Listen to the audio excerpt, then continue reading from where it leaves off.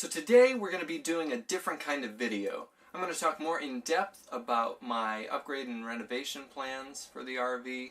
We're going to go over some of the major components, the main two being the solar system and the composting toilet. So before we head on up to the roof to take a look at the space I have for my solar panels, let's talk about what exactly will be going up there. So I'm going to have a 525 watt system that consists of 3 175 watt monocrystalline panels.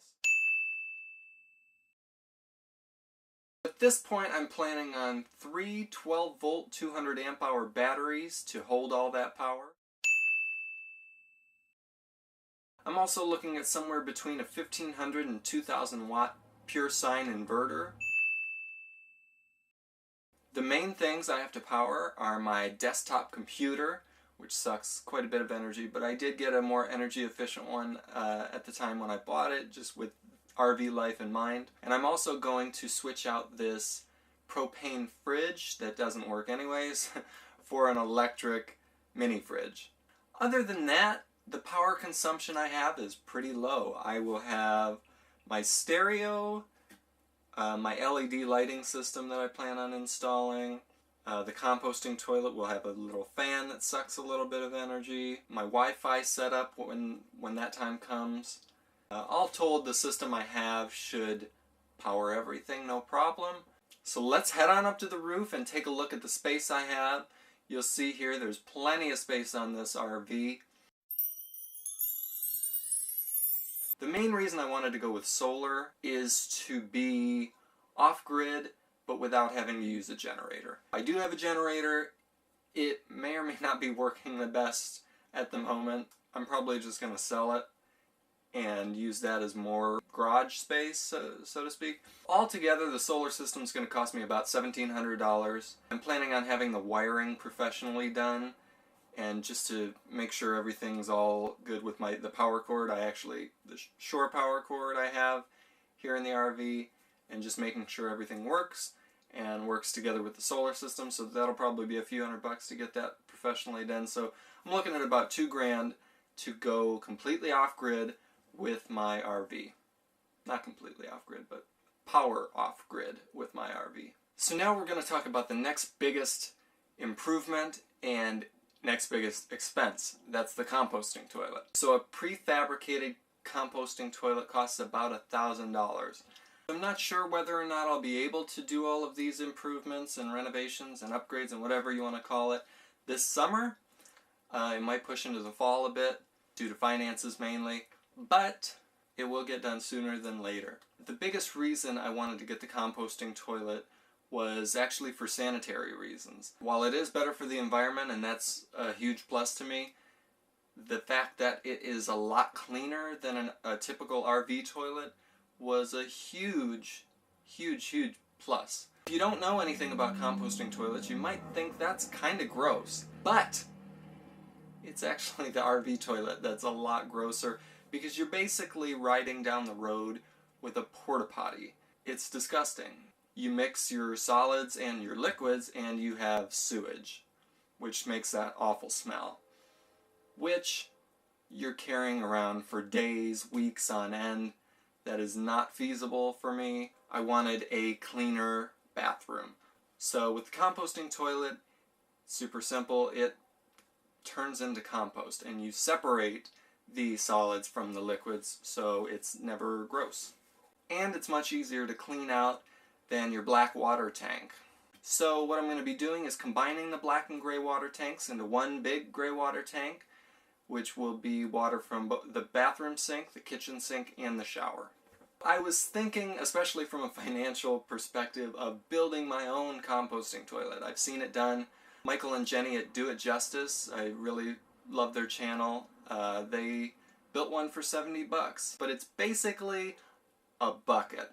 In the long term, I'll probably want to sell this RV, and I just can't sell it with a bucket. There's going to be a toilet in there. It might not be somebody's ideal, but I think I can sell somebody on the idea of a composting toilet more so than a bucket. Other than that, we have paint. I'm going to paint the entire interior. Hopefully something that'll kind of match the epoxy flooring I have in here, which is kind of brownish, grayish, whitish. If you have any suggestions, I was thinking of doing mostly white and then with like black accents around somewhere around the cabinets or something. I'm not 100% sure how I'm going to do that. So I've seen some really awesome inspirational pictures on Pinterest and other places that I will share, kind of an idea of what I want to do with my own RV.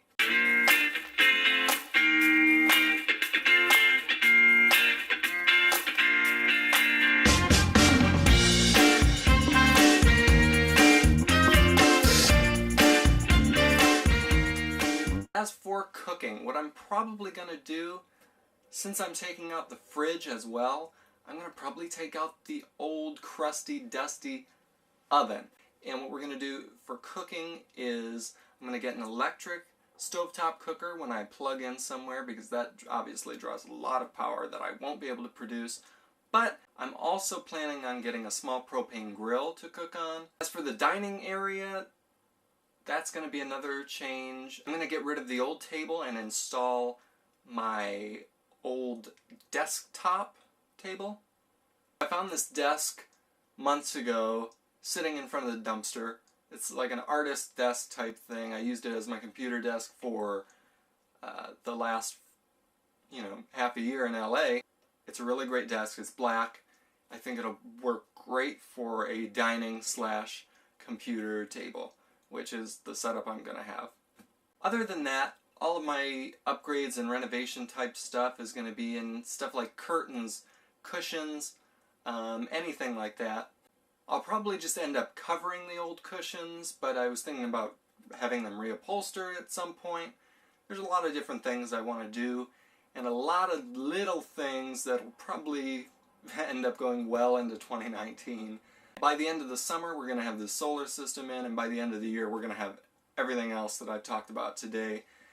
At the very least, the composting toilet, the paint, the fridge, the cooking setup. So everything will be probably end of the fall, I think, because I want to be traveling a bit more this winter. I'm thinking of heading back down to Yuma, where I was a newspaper reporter for just over a year. Yuma's an absolutely fantastic small city, and it's even more fantastic. November to February are just absolutely fantastic weather-wise. As far as travel plans, I'm super open. After my summer here in Washington, I'm going to probably head down to the Las Vegas area early October, and I'll probably end up there probably around Halloween or maybe a bit earlier, mid-October.